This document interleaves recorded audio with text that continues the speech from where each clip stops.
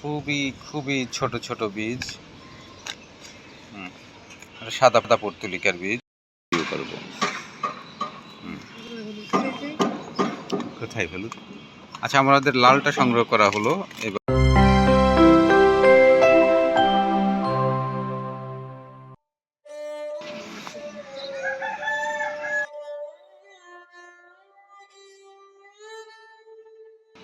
মসরজ এবং পর্তুলিকা, শীতকালে এই গাছগুলো একেবারে শুকিয়ে ধীরে ধীরে ধীরে ধীরে মরে যায় এবং আমরা এটাকে কোনোভাবেই সংরক্ষণ করতে পারি না। প্রতি বছরই আমরা নানাভাবে ঢেকে শীতের শিশির যাতে না লাগে এরকম করে অনেকভাবে চেষ্টা করেছি, কিন্তু আমরা এদেরকে বাঁচাতে পারিনি।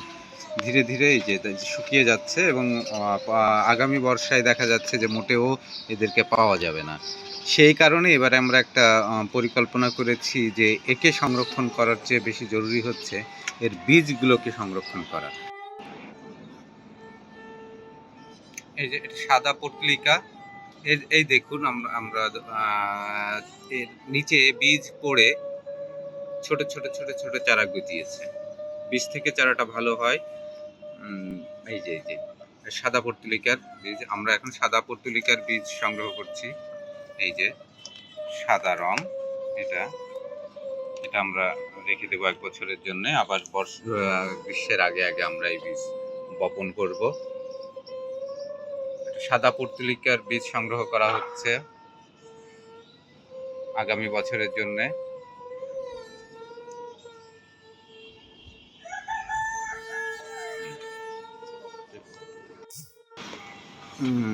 আমরা এবার হলুদ রঙের পর্তুলিকার বীজ সংগ্রহ করছি। এই হলুদ, মজার ব্যাপার কি যে আমাদের এই হলুদ রঙের গাছটা প্রচুর প্রচুর পরিমাণে হয়, এইটা সহজে নষ্ট হয় না, তাই না?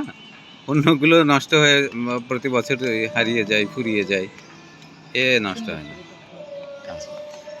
দেখুন, হ্যাঁ হ্যাঁ হ্যাঁ, দেখা যাচ্ছে, খুবই খুবই দেখা যাচ্ছে। এর বীজটাও একটু অনেক বড় হয়েছে। এটা আসলে আমাদের যে হলুদটা, এ আসলে জাতটা অনেক ভালো পেয়েছি আমরা।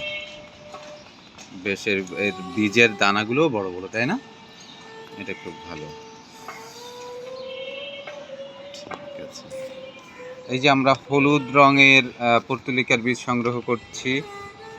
এই যে অনেক ভালো বড় বড়। আমাদের এই হলুদটা প্রায় সারা বছরই থাকে বলা চলে, এটা নষ্ট হয় না। এটা একটা ভালো ব্যাপার আমাদের জন্যে।